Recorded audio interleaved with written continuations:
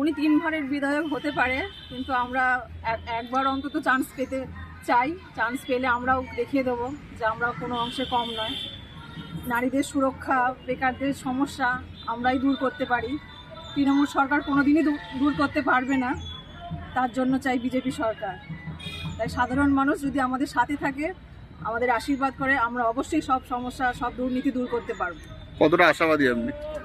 অবশ্যই 100% আশাবাদী। তৃণমূলকে নির্মূল করতে গেলে আমাদের সবাই একসাথে কাজ করে, একসাথে জোট বেঁধে আমরা 100% জয়লাভ করতেই পারি।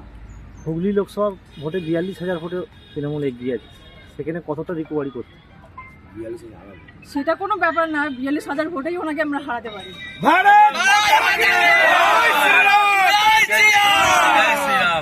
আপনার নির্বাচনে প্রথমবার, অবশ্যই।